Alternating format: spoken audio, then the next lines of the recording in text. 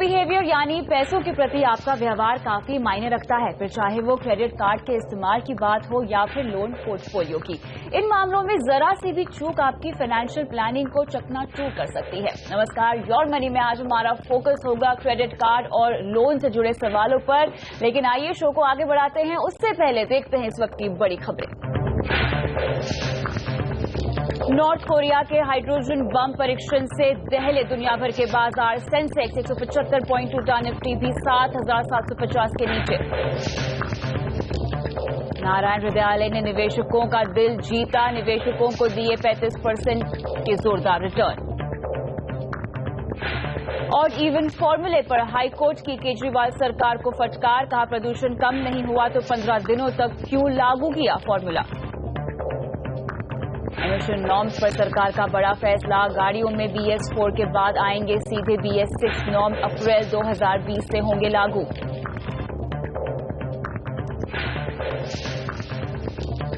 अब चलिए डालते हैं नजर, बताते हैं आपको क्या है खास योर मनी में आज। कहां से मिलेगा सबसे सस्ता होम लोन? क्या होम लोन प्री पेमेंट पर चुकाना पड़ेगा चार्ज? और एक से ज्यादा क्रेडिट कार्ड रखना क्या सही है? तो इन तमाम मुद्दों पे आज हमारा फोकस होगा और आज आपके तमाम सवालों के जवाब देने के लिए मेरे साथ है टिका वेल्थ मैनेजमेंट के निखिल कोठारी। निखिल, स्वागत है आपका। शुरुआत करते हैं और हमारे क्रेडिट कार्ड और लोन स्पेशल शो में पहले दर्शक राजस्थान से विवेक बाजपा जुड़ रहे हैं। नमस्कार विवेक, बताएं राजस्थान से कहां से बोल रहे हैं? मैं बाड़मेर राजस्थान से बोल रहा हूँ। मैं बताइए क्या सवाल है आपका? मैम एक्चुअली मैं DHFL से होम लोन लेना चाहता हूँ। Okay. Whether it could be floating rate और फिक्स रेट, ये सही क्या रहेगा, फ्लोटिंग रेट या फिक्स रेट? एक्चुअली DHFL ने कुछ एग्जैक्टली बताया नहीं है कि अगर फिक्स रेट रखूंगा तो क्या इंटरेस्ट होगा, और अगर मैं फ्लोटिंग रख रहा हूँ तो। ठीक है, मुझे बताइए कि आपको DHFL से किस दर पे ये लोन दिया जा रहा है और कितने का होम लोन आप लेना चाहते हैं? मैं 8 लाख का अप्लाई किया है मैंने। ओके। लेकिन उन्होंने एक्चुअली बताया ये कि आपका 9.65 या 9.90 समथिंग कुछ बताया है। और ये एक्चुअली मैं ये नहीं समझ पा रहा हूँ, फ्लोटिंग रखूँ या फिक्स रखूँ, क्योंकि वो लोग बोल रहे हैं कि आप फ्लोटिंग रखेंगे तो, क्योंकि RBI ने ब्याज दरें घटाई हैं अभी पिछले 1 साल में। जी। आपको बिल्कुल सही तर्क यहाँ दिया जा रहा है विवेक, और आपके साथ साथ बाकी तमाम दर्शक जो कि होम लोन लेना चाहते हैं और जो इसी तरह की दुविधा में फंसे हुए हैं उनको भी सलाह मिल पाएगी। तो निखिल, जैसे कि हम देख रहे हैं कि ब्याज दर में कटौती का सिलसिला एक तरह से शुरू हो चुका है, जो कि आगे चलकर बढ़ने की भी संभावना जताई जा रही है। ऐसे में फ्लोटिंग रेट लेना क्यों समझदारी की बात है? ओके, होम लोन 2 तरह के होते हैं। एक होता है फिक्स्ड होम लोन जहां पे हमारा इंटरेस्ट रेट फिक्स रहेगा, और एक होता है फ्लोटिंग कि जहां पे इंटरेस्ट रेट आपके बढ़ भी सकते हैं, कम भी हो सकते हैं, डिपेंडिंग ऑन इंटरेस्ट एनवायरमेंट क्या है उस टाइम उस मार्केट में। तो नॉर्मली हम ये इस मार्केट में ये एडवाइस करेंगे कि लोग को फ्लोटिंग रेट लोन लेना चाहिए। उसके कारण क्या है कि अभी जैसे RBI ने लास्ट 1-1.5 साल में 125 बेसिस पॉइंट अपना रिपो रेट कम किया है, और जब रिपो रेट कम होता है तो आपके इंटरेस्ट रेट भी कम होते हैं। तो जो आपके ब्याज दर जो आज से 1 साल पहले जो 10, 10.25 थे, वो अब कम होके 9.5 और 9.6 तक हो चुके हैं। और ये संभावना है कि RBI going forward 25 basis point two 50 basis point और रेट कट कर सकती है ऑन अ रिपो रेट। अगर ये रेट कट और होता है तो आपके जो होम लोन रेट होंगे वो भी कम होंगे। तो अगर आप ये फ्लोटिंग रेट लोन लेते हो तो आपको ये बेनिफिट मिलता है कि जब RBI रिपो रेट कम करती है तो आपके लोन के रेट भी कम हो सकते हैं। तो इसलिए ये एडवाइस किया, जब भी एनवायरमेंट ऐसा होता है जहां पे रेट कट की संभावना है, और अभी तक हम देखें तो RBI ने 125 बेसिस पॉइंट रेट कट किया है, पर बैंकों ने उतना रेट कट नहीं किया है। तो आगे जाके अगर RBI 25 बेसिस पॉइंट भी कर सकती है तो हो सकता है बैंक उससे ज्यादा करे। तो जब इंटरेस्ट रेट फॉलिंग सिनेरियो है और जहां पे पूरा रेट कट का अभी तक बेनिफिट होम लोन को नहीं मिला है, तो इस एनवायरमेंट में ये बेटर रहेगा कि लोग फ्लोटिंग रेट लोन ले, कि आगे जाके आपके जो होम लोन रेट होंगे वो थोड़े कम हो जाएंगे यहाँ से। साथ ही ये तो हमने बता दिया उन्हें कि फ्लोटिंग रेट पर उन्हें ये लोन लेना चाहिए, लेकिन साथ ही DHFL जैसे इंस्टीट्यूशन से लोन लेने में क्या समझदारी है? ओके, होम लोन आप दो जगह से ले सकते हो। एक आप बैंक से ले सकते हो या आप NBFC से ले सकते हो। तो सबसे पहले जब भी आप होम लोन लेना चाहते हो तो ये चीज देखिए कि आपका जो प्रोजेक्ट है वो किससे किससे अप्रूव हुआ हुआ है, वो कौन से बैंक से अप्रूव हुआ हुआ है, कौन से NBFC से अप्रूव हुआ हुआ है। हमेशा ये बेहतर होगा कि आप बैंक से होम लोन लें। बिल्कुल, यहाँ पर मैं विवेक को भी जोड़ना चाहूंगी डिस्कशन में। विवेक, क्या आपने चेक किया है कि आपका प्रोजेक्ट किन किन NBFCs और बैंकों से अप्रूव्ड है? या कैसे बोलिए मैडम? क्या आपने ये चेक किया है कि आपका जो प्रोजेक्ट है, जहां पर आप घर लेना चाहते हैं जिस भी बिल्डर के थ्रू, उनका जो प्रोजेक्ट है वो किस NBFC या किस बैंक से अप्रूव्ड है, या केवल उतना आपने नहीं देखा है? तो एक बार आपको वो क्रॉस चेक करना चाहिए, क्योंकि हो सकता है कोई दूसरे बैंकों का नाम भी शामिल हो और DHFL की जगह आप उनको भी कंसिडर कर सकते हैं। तो जैसे कि आप भी बता रहे थे कि प्रोजेक्ट की अप्रूवल हमें देखनी चाहिए कि कहां से हुई है। सबसे पहले हम ये देख लेंगे कौन से बैंक ने अप्रूव किया है, क्योंकि अगर कोई बैंक ने ऑलरेडी अप्रूव कर दिया है तो आपका जो डॉक्यूमेंट का जो हैसल है वो थोड़ा कम हो जाता है। तो अगर हम देखें कि NBFCs के रेट थोड़े ऊपर रहते हैं एज कम्पेयर टू जो आपके बैंक्स के रेट होते हैं, वो ऊपर होते हैं, वो ऊपर है। जैसे अभी इन्होंने कहा कि DHFL ने उनको कहा है कि 9.6 to 9.9 के आसपास होगा। बिल्कुल, हाँ। आज हम एक्सिस बैंक का या SBI का होम लोन रेट देखें तो वो 9.5% है, तो वो DHFL से कम है। तो मैं ये सलाह दूंगा कि अगर आपके बैंक से अप्रूव है ये होम लोन, तो और जो अगर जिस बैंक में आपका खाता है उसी बैंक से अगर अप्रूव है तो और भी बेहतर है, तो उससे आप होम लोन लीजिए। अगर बैंक से अप्रूव नहीं है तो आप DHFL से ले सकते हो, उसमें कोई प्रॉब्लम नहीं है। पर ये देखिए जहां पे भी आपको कम रेट मिले उससे लीजिए आप। विवेक, क्या आपको और कोई सवाल पूछना है? No ma'am, thank you. चलिए, उम्मीद करते हैं कि योर मनी के जरिए आपके सवाल का जवाब आपको मिल गया होगा, और साथ ही आपसे गुजारिश है कि एक बार आपका प्रोजेक्ट किस बैंक से अप्रूव्ड है उसका आप ध्यान रखें और फ्लोटिंग रेट पर ही आप लोन ले, चाहे आप NBFC से ले या फिर किसी बैंक से। आगे बढ़ते हैं और अगला सवाल लेते हैं जो कि हमें ईमेल के जरिए मनीष ने भेजा है। बहुत ही इंटरेस्टिंग सवाल है इनका, निखिल। ये कह रहे हैं कि इन्होंने फरवरी में एक लैपटॉप खरीदा था और लगभग 34,000 की कीमत थी इनके लैपटॉप की, जिसके लिए इनको कैशबैक का ऑफर मिल रहा था जो कि 1346 रुपए का है। 6 महीने की EMI कुछ 5,600 के ऊपर की पड़ रही थी, लेकिन अभी तक इनको जो 1346 रुपए का कैशबैक है वो अभी तक मिला नहीं है। तो वो यही जानना चाहते हैं। साथ ही 151 रुपए की जो है एक ट्रांजैक्शन फीस भी काट ली गई है, लेकिन उन्हें अभी तक कैशबैक नहीं मिला है। तो पूछ रहे हैं कि ये किस तरह से मिलेगा, साथ ही जो ट्रांजैक्शन चार्जेस लिए गए हैं क्या वो भी मुझे वापस मिलेंगे? ओके, सो जब भी हम EMI लेते हैं तो बहुत जब भी ऑनलाइन प्लग करते हैं तो बहुत सारा ऑप्शन होता है कैशबैक। बिल्कुल, तो कैशबैक का क्या होता है कि जो आपने पेमेंट आपने फुल करना है, हाँ। पर आपके जो अगला मंथ का जो क्रेडिट कार्ड स्टेटमेंट होएगा तो उसमें वो आपको डेबिट क्रेडिट मतलब इन टर्म्स ऑफ आपकी एंट्री रिवर्स हो जाती है उतने अमाउंट की। तो हो सकता है कि आप अपना क्रेडिट कार्ड स्टेटमेंट वापस चेक कीजिए कि आपको वो रिवर्सल एंट्री आई हुई है कि नहीं आई हुई। तो नेक्स्ट मंथ का जो आपका क्रेडिट कार्ड का जो बिल होगा उसमें से वो 1346 डायरेक्ट होके आपको रिमेनिंग अमाउंट क्या पता देना पड़ा हो। मेरे ख्याल से शायद वो नहीं हुआ है, बिकॉज ये कह रहे हैं कि मैंने 6 महीने की जो EMI है वो लगातार पे की है। हाँ, नहीं EMI आप पे कर रहे हो, और शायद इनको स्टेटमेंट में वो रिफ्लेक्ट भी नहीं हुआ है। जो आप बोल रहे हैं जो रिवर्स हो जाएगा अमाउंट, वो भी रिफ्लेक्ट नहीं हुआ है। अगर वो रिफ्लेक्ट नहीं हुआ है तो आपको वेंडर से बात करनी पड़ेगी और अपने क्रेडिट कार्ड कंपनी से भी बात करनी पड़ेगी। तो पहले आपको वेंडर को ये बोलना पड़ेगा कि कैशबैक था तो ये मेरा कैशबैक क्यों नहीं हुआ है, और आपको अपने क्रेडिट कार्ड कंपनी से भी बात करनी पड़ेगी कि इस स्कीम में मेरा कैशबैक ऑफर था तो मेरे को अभी तक हुआ नहीं है, तो वो रिवर्सल एंट्री हो जाती है। जो उन्होंने ट्रांजैक्शन चार्जेस कहा, वो transaction charges normally one time charges होते हैं, वो रिवर्सल नहीं होते। वो आप जब एंट्री बाई करते हो तो उन्होंने 151 एडिशनल है आपका EMI का, तो वो आपका फ्रंट टाइम चार्ज लगेगा, वो रिवर्सल नहीं होगा। एक और चीज ये बोल रहे हैं, मेरे ख्याल से शायद इन्होंने वेंडर से क्रॉस चेक भी किया है और वो वेंडर के मुताबिक ये बात सामने आ रही है कि हर महीने उन्हें EMI के साथ साथ ये चीज जो है कैशबैक है वो मिलती रहेगी। क्या ऐसा वाकई होता है? नहीं, ऐसा नॉर्मली नहीं होता है। तो वो क्या होता है कि या फिर उन्होंने फ्रेम किस तरह किया, हो सकता है उनकी EMI 6,000 रुपए की हो और उन्होंने ये दिखाया है कि आपको 566 पे करना है, रिमेनिंग अमाउंट आपका कैशबैक के जरिए हुई। तो आपको जब भी ऐसा कुछ भी परचेज करते हो, मैं ये हर दर्शकों को कहूंगा कि जब भी आप ऐसा कुछ परचेज करो, फाइन प्रिंट बहुत केयरफुली पढ़िए। क्या क्या फाइन प्रिंट्स होते हैं जो हमें ध्यान में रखने चाहिए? तो नॉर्मली ये होता है कि पहले तो लोग बोलते हैं इंटरेस्ट फ्री EMI है। हाँ। तो क्या इंटरेस्ट फ्री किस सेंस में है, उनको ये देखना है कि अगर वो जितना EMI पे कर रहे हैं वो प्रोडक्ट की कॉस्ट से ज्यादा है या कम है, तो अगर उस तरह से उनको देखना पड़ेगा। दूसरा चीज है कि कैशबैक वो जो बता रहे हैं वो इनबिल्ट था या आउट ऑफ द इनबिल्ट था।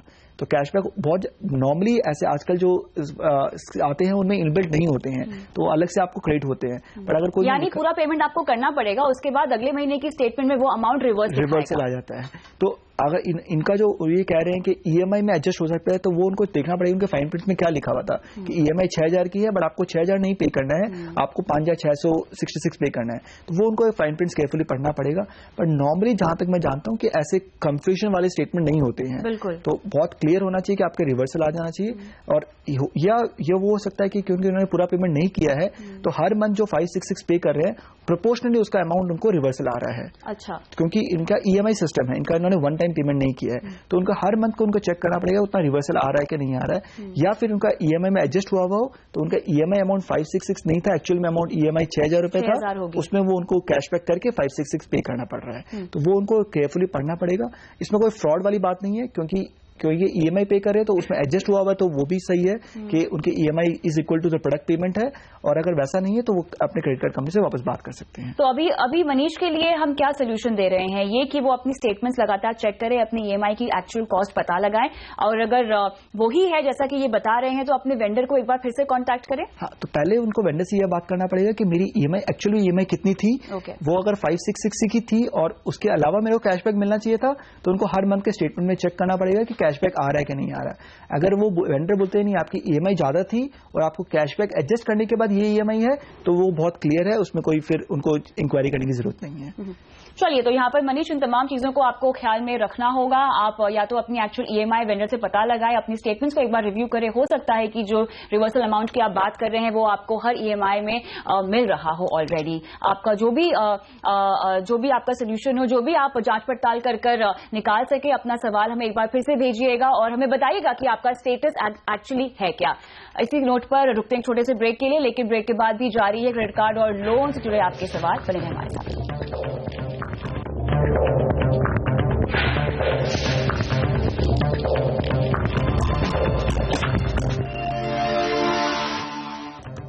प्योर मनी में आगे बढ़ते हैं और अब ईमेल के जरिए पुणे से राहुल ने अपना सवाल हमें भेजा है। ये बोल रहे हैं कि इनकी उम्र 28 साल की है और परिवार में इनकी पत्नी है। राहुल की कमाई लगभग 65,000 रुपए हर महीना है और इनकी वाइफ की 15,000 रुपए हर महीना। पुणे में 50 लाख का घर खरीदने का इनका मन है, जिसके लिए ये 40,000 तक की ईएमआई भर सकते हैं। लेकिन राहुल के लिए अड़चन ये है कि डाउन पेमेंट के लिए फिलहाल इनके पास पैसे नहीं है। तो पूछ रहे हैं कि किस तरह की निवेश रणनीति ये अपनाए ताकि अपने घर के डाउन पेमेंट के लिए ये पैसे इकट्ठा कर सके। राहुल, अगर आप मुझे सुन सकते हैं तो घर आप कब खरीदने वाले हैं, इसकी जानकारी आपने हमें नहीं दी है, तो हम आपको एक मिड टर्म और एक शॉर्ट टर्म व्यू, यानी 2 से 3 साल में अगर आप घर लेना चाहते हैं तो आपको कहां निवेश करना चाहिए, और साथ ही 5 से 7 साल में आप कहां, अगर आप घर लेना चाहते हैं तो कहां निवेश करें ताकि आपकी डाउन पेमेंट की जो राशि है वो इकट्ठा हो जाए।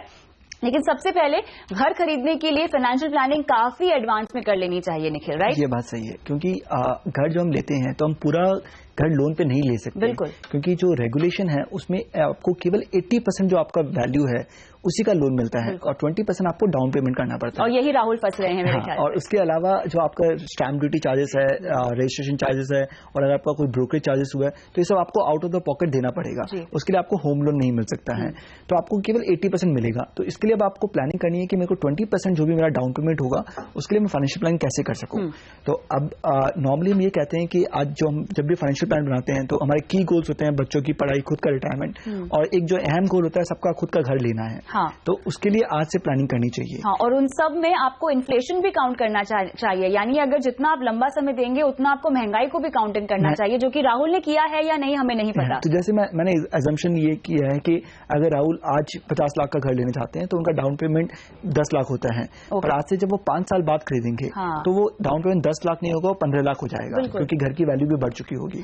तो उनको जो प्लानिंग करनी है वो इस तरह से करनी है कि आज अगर 50 लाख का तो उस टाइम घर कितना होगा, उस टाइम जो घर का वैल्यू होगा उसका 20% मेरे को डाउन पेमेंट करना है। तो लेट्स अज्यूम करते हैं कि उनको 15 लाख का डाउन पेमेंट करना है। तो उनके 2 ऑप्शन है। अगर वो आज चाहते हैं कि मैं 5 से 7 साल बाद घर खरीदूं तो वो पैसा एक SIP के जरिए एक बैलेंस फंड में निवेश कीजिए, और अगर वो चाहते हैं कि मैं 2 से 3 साल में निवेश घर खरीदूं तो वो SIP के जरिए एक डेट फंड में निवेश कीजिए। अच्छा, यहाँ पे मैं थोड़ा सा ब्रेक डाउन चाहूंगी आपसे। बैलेंस फंड यानी एक ऐसा फंड जिसमें इक्विटी और डेट का जो प्रपोर्शन है वो ऑलमोस्ट 60-40 हो या 70-30 हो। राइट। तो बैलेंस फंड क्या होते हैं, जहां जहां पे mix of debt and equity होता है। बैलेंस फंड में 65 to 70% इक्विटी होता है और 35% डेट होता है। ये फंड हम क्या बोल रहे हैं, होराइजन आपका 5 से 7 साल होना चाहिए, क्योंकि शॉर्ट टर्म में 1 से 2 साल में इक्विटी मार्केट वॉलेटिलिटी हो सकती है। तो अगर 5 से 7 साल है तो इक्विटी मार्केट का वॉलेटिलिटी कम हो जाती है और आपको बैलेंस फंड में 11 से 12% रिटर्न एज्यूम कर सकते हैं।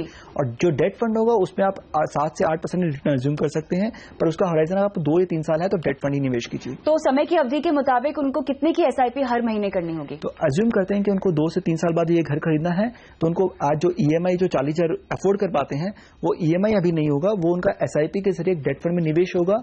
आज से 3 साल बाद वो पैसा बन के 15 लाख हो जाएगा, वो 15 लाख का वो डाउन पेमेंट दे सकते हैं और रिमेनिंग अमाउंट का होम लोन लेके अपनी EMI स्टार्ट कर सकते हैं। बिल्कुल, तो यहाँ पर राहुल आपको 2 अप्रोच हमने बताई है। अगर 5 से 7 साल का नजरिया है, यानी 5 से 7 साल में अगर आप घर ले रहे हैं तो आपको एक बैलेंस्ड फंड में पैसे लगाने होंगे। फंड का नाम आप रेकमेंड करना चाहेंगे निखिल? तो बैलेंस फंड में वो L&T प्रूडेंस फंड या HDFC बैलेंस फंड देख सकते हैं, और अगर उनको डेट फंड में निवेश करना है तो वो बिरला डायनेमिक बॉन्ड फंड या UTI शॉर्ट टर्म फंड को देख सकते हैं। लेकिन डेट फंड में निवेश राहुल आप तभी करेंगे जब आपका नजरिया होगा 2 से 3 साल का। तो उम्मीद करते हैं कि आप अपने घर के लिए डाउन पेमेंट को इकट्ठा करने की जो प्रक्रिया है उसको अब शुरू कर पाएंगे।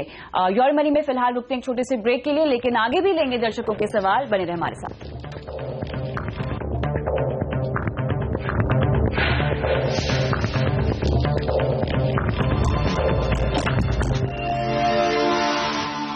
योर मनी में आगे बढ़ते हैं और अगले दर्शक का सवाल लेते हैं ईमेल के जरिए। नवाब शबीर ने अपना सवाल हमें भेजा है। उम्र इनकी 24 साल है और 70,000 रुपए हर महीना कमाते हैं।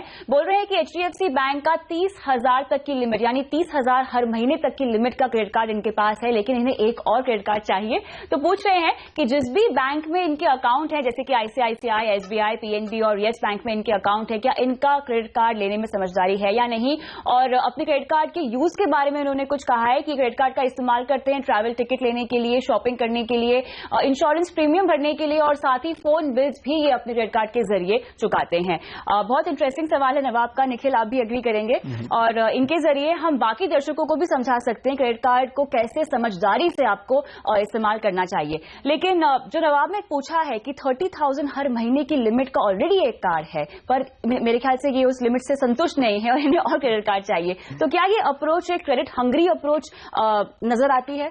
जैसे इनकी अगर मैं इनकम देखता हूं तो 70,000 इनकम है, तो 70,000 का अगर आपको 30,000 की लिमिट है तो विच इज सफिशिएंट इनफ कि आप उतना खर्चा में आपका निकल जाता है।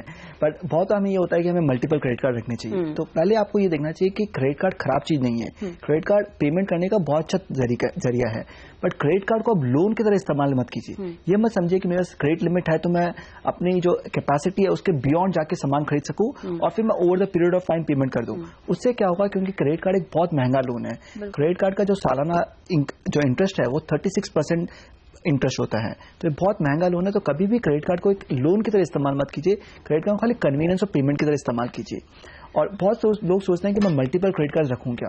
मल्टीपल क्रेडिट कार्ड रखना भी बहुत बड़ी समझदारी नहीं है। एक तो आपका हैसल है इतना मल्टीपल क्रेडिट कार्ड रखने का, और हमेशा क्रेडिट कार्ड में आपको पॉइंट्स मिलते हैं। जब भी आप क्रेडिट कार्ड स्वाइप करते हो तो आपको पॉइंट्स मिलते हैं। मेरे ख्याल से वो भी एक चक्कर हो सकता है जिसके लिए इन्हें और क्रेडिट कार्ड चाहिए, ताकि वो रिवॉर्ड पॉइंट्स और सारे कैशबैक ऑफर्स का फायदा उठाना चाहते हैं। तो वो हमेशा एक ही क्रेडिट कार्ड को यूज कीजिए, क्योंकि अगर आप मल्टीपल क्रेडिट कार्ड करोगे तो आप इसमें आपने कुछ खर्चा किया, इसमें कुछ खर्चा किया, तो आपके बहुत कम पॉइंट्स मिलेंगे दोनों में। क्योंकि क्रेडिट कार्ड में क्या होता है, अगर आपका खर्चा जैसे बढ़ते रहता है वैसे आपकी पॉइंट्स भी बढ़ती रहती है। तो उनको ये देखना चाहिए कि उनके जो खर्चे हैं उसके हिसाब से जो बेस्ट क्रेडिट कार्ड क्या है जो उनको मैक्सिमम पॉइंट्स देता है, और उसी एक क्रेडिट कार्ड को वो सब ट्रांजैक्शन के लिए यूज करें, सो इनको अच्छे पॉइंट्स मिल जाएं ओवरऑल। तो मैं ये बोलूंगा मल्टीपल क्रेडिट कार्ड मत लीजिए, आप एक क्रेडिट कार्ड ले लीजिए। आपके जो आपने ऑप्शन दिए हैं उसके हिसाब से आप SBI का क्रेडिट कार्ड ले सकते हैं। क्यों आप रेकमेंड कर रहे हैं? क्योंकि उसमें जो उन्होंने कहा कि उनके ट्रैवल टिकट्स काफी होते हैं, तो SBI का क्रेडिट कार्ड में उनको रेल वेवर चार्जेस होते हैं। जो आप IRCTC में टिकट बनाते हो उसका वेवर है।